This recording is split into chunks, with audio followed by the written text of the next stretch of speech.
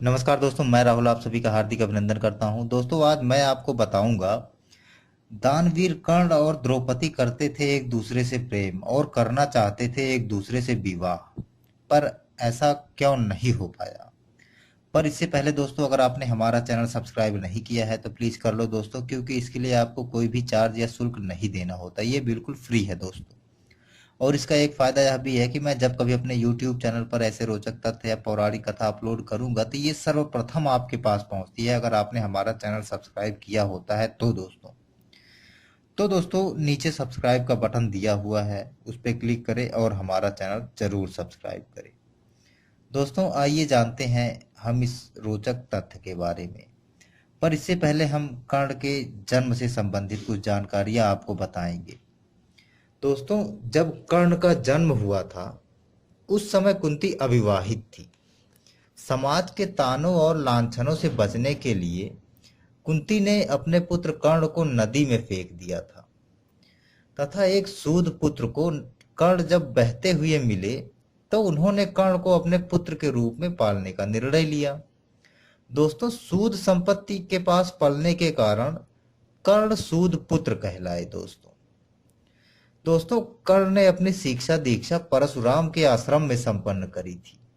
कर्ण अंग देश के राजा भी थे। दोस्तों, एक बार कर्ण जब पांचाल नगरी अपने मित्र दुर्योधन के किसी कार्य से आए तो वहां उन्हें एक सुंदर कन्या दिखी जिसका नाम द्रौपदी था।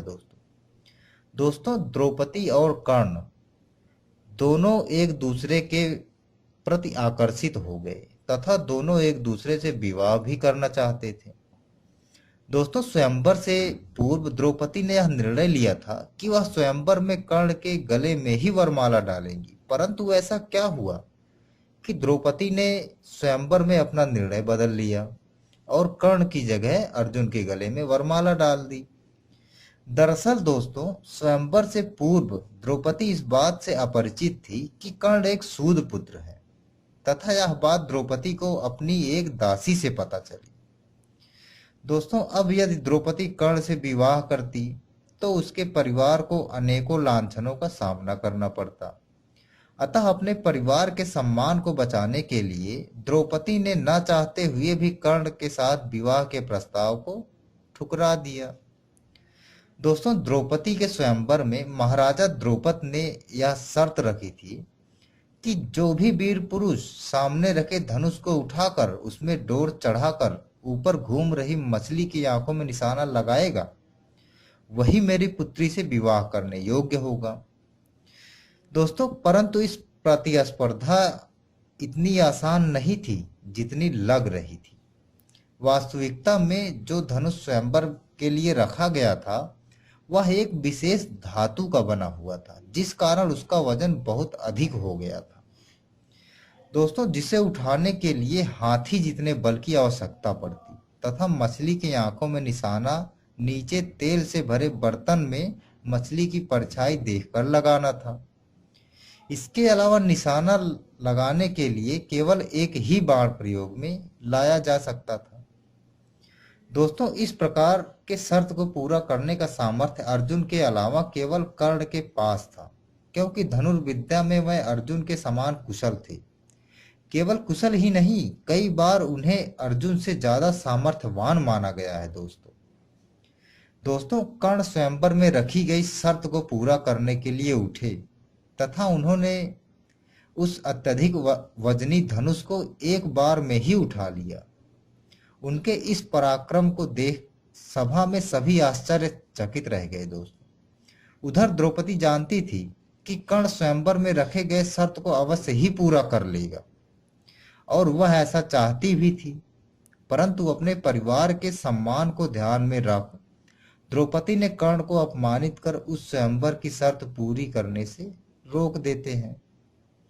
दोस्तों, जैसे ही कर्ण मछली की आंख में निशाना लगाने वाले थे उसी समय द्रौपदी उठी और उसने ऊंची आवाज में चिल्लाते हुए कहा कि मैं एक सूद पुत्र से विवाह नहीं कर सकती।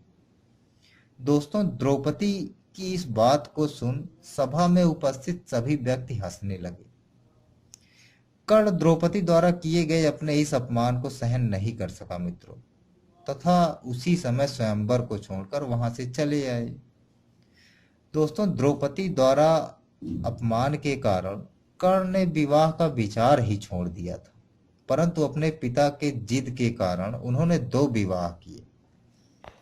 दोस्तों, उनकी पहली पत्नी थी रुशाली तथा दूसरी पत्नी थी सुप्रिया। अपनी दोनों पत्नियों से कर्ण को 9 पुत्रों की प्राप्ति हुई। दोस्तों, सुप्रिया का वर्णन महाभारत में बहुत कम जगह आता है। दोस्तों, इनके 9 पुत्र थे, जिनमें से वृषसेन, वृषकेतु, चित्रसेन, सत्यसेन, सुसेन, शत्रुंजय, द्विपात, प्रसेन और बनसेन थे।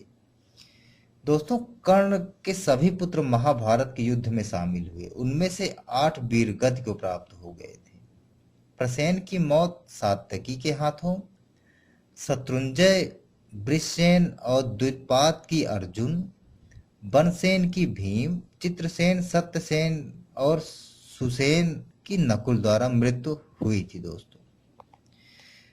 दोस्तों, अगर सूद पुत्र का लांछन कर्ण पे न लगा होता तो द्रौपदी अर्जुन के बजाय कर्ण की पत्नी होती। यही एक कारण था जिसकी वजह से दोनों को अलग होना पड़ा। दोस्तों, अगर आपको ये कथा अच्छी लगी हो तो लाइक करें, शेयर करें, और अभी तक अगर आपने हमारा चैनल सब्सक्राइब नहीं किया है तो कर लो दोस्तों, कौन सा पैसा लगना है। इसी के साथ मैं राहुल आपसे विदा लेता हूँ। नमस्कार।